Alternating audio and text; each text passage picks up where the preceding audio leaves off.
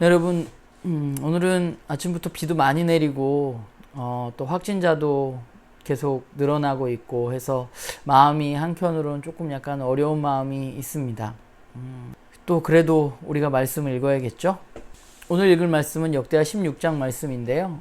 오늘도 아사왕에 대한 이야기가 기록되어져 있습니다. 아사왕이 북이스라엘의 바하사 왕으로부터 공격을 받게 됩니다.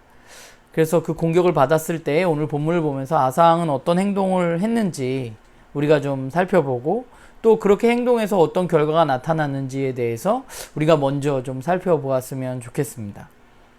네, 그리고 두 번째는요, 하나님은 그런 아사왕의 행동에 대해서 하나니를 보내서 아사왕에게 이야기를 하고 계십니다. 하나님이 하나니를 통해서 아사왕에게 하고 있는 이야기는 무엇인지 우리가 좀 먼저 살펴보았으면 좋겠고요. 전반적으로 우리가 14장, 15장에서 만났던 아사왕과 오늘 16장의 아사왕은 좀 다르잖아요.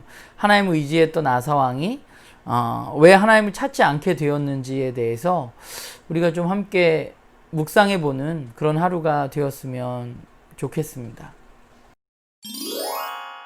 오늘 역대하 16장을 보면요, 14장, 15장, 16장이 아사왕에 대한 이야기인데, 사실 14장, 15장에서 아사왕은 그야말로 하나님을 찾고 의지했던 왕의 모습을 우리에게 보여줍니다. 그는 종교개혁을 단행했고 백성들을 하나님께로 이끌었습니다. 그런데 오늘 16장의 아사왕은 좀 다릅니다. 북이스라엘의 바하사 왕이 남유다의 아사왕을 공격하죠. 유다를 고립시키기 위해서 바하사는 라마를 건축하기 시작합니다. 그런데 그때 아사왕이 한 행동은 무엇이었냐 하면 아람 왕이었던 베나닷을 찾아가는 것이었습니다. 금과 은을 싸가지고 베나닷을 찾아가서 북이스라엘과의 동맹을 깨고 그들을 공격해달라고 부탁을 하게 됩니다.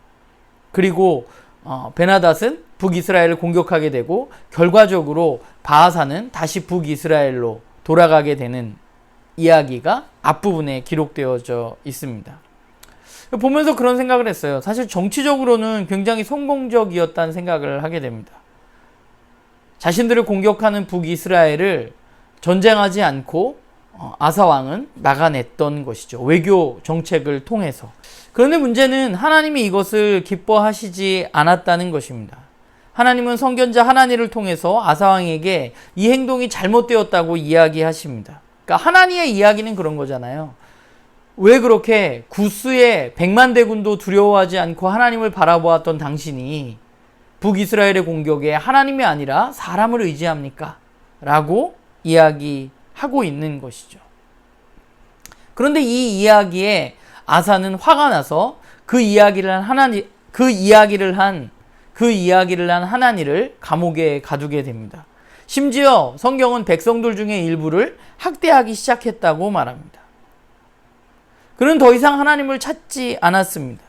뒷부분에 보면 그가 병에 걸려서 죽게 되었을 때에도 그는 하나님이 아니라 의사를 찾았다고 성경은 이야기합니다.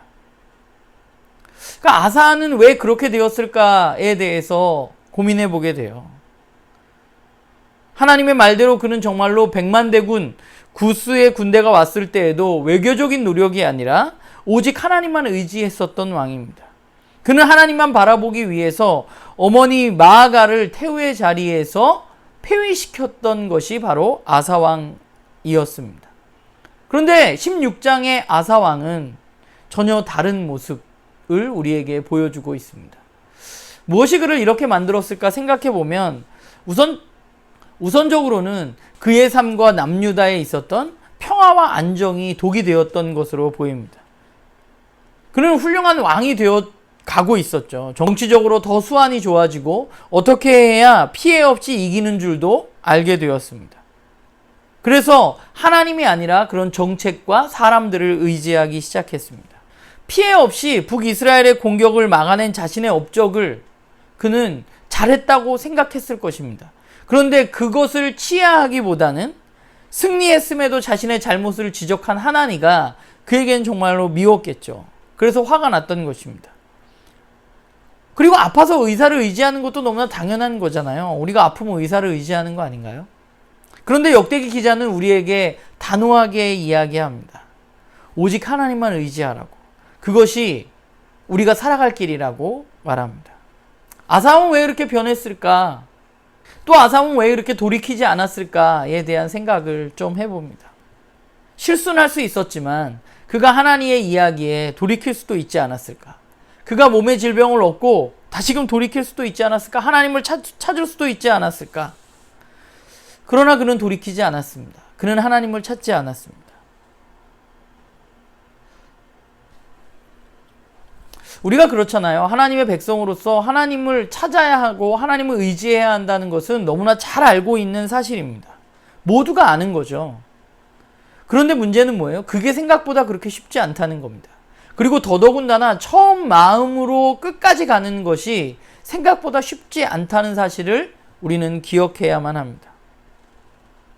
처음에는 하나님을 의지하고 하나님만 바라보고 종교개혁을 단행하고 백만대군도 두려워하지 않았던 그 아사왕이 어느덧 정치적인 수완을 발휘하고 그래서 전쟁에 승리하고 자신을 향한 조언에 귀 기울이지 않는 왕이 되어버릴 수 있는 것이죠. 아사왕뿐만 아니라 우리 주변에 있는 많은 사람들이 그렇습니다. 그리고 저를 보아도 그런 부분이 없진 않은 것 같아요. 너무 잘 아는 진리인데 하나님 의지해야 되는데 그게 너무 쉽지 않습니다.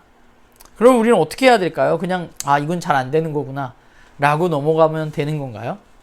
저는 오늘 말씀을 보면서 우리가 하나님을 의지하는 삶을 살기 위해서 기억해야 될 한 가지가 분명히 있다고 생각을 하게 됩니다. 그건 뭐냐 하면 내가 하나님만 의지하면서 살아갈 수 있는 존재가 아니라는 사실을 인정하는 것입니다. 나도 언젠가 아사처럼 추락할 수 있다는 사실, 나도 언젠가 지금 하나님을 의지하고 있지만 언젠가 그렇지 않게 될 수 있는 존재라는 사실을 기억하는 것이 우리에게 있어서 굉장히 중요하다는 생각을 하게 됩니다. 우리가 그것을 알 때 우리는 매일매일 말씀 앞에 설 수밖에 없는 것 같아요. 나는 그렇게 될 수도 있는 존재이기 때문에 내가 하나님의 말씀을 보지 않고서는 나는 오늘도 하나님을 의지하지 않고 살아갈 수 있는 존재이기 때문에 우리는 매일매일 하나님 앞에 또 하나님의 말씀 앞에 설 수밖에 없는 것이죠. 저도 안간힘 쓰면서 그렇게 살아가고 있는 것 같아요. 제가 바라는 것은 저도 끝까지 하나님을 의지하는 삶이었으면 좋겠고 제 주변에 있는 또 내가 사랑하는 우리 나눔 가족 모두도 끝까지 하나님을 의지하고 살아가는 사람들이었으면 좋겠습니다. 이 여정이 그렇게 쉽지 않지만 그러나 우리가 잊지 말아야 할 것은 나도 언젠간 그렇게 될 수 있다는 존재라는 사실을 인정하고 매일매일의 삶 가운데 하나님을 의지하고 살아가는 것, 그리고 다른 사람의 이야기에 우리가 귀 기울이고 살아가는 것이 우리들의 삶에 필요하지 않은가라는 생각을 하게 됩니다. 그래서 오늘도 말씀 앞에 서고 여러분들과 이렇게 말씀을 나누고 있는 것 같아요. 바라기는 저도 그렇고 나는교회 식구들도 그렇고 이 믿음의 여정을 끝까지 걸어가는 우리 모두가 되기를 주님의 이름으로 간절히 소망합니다.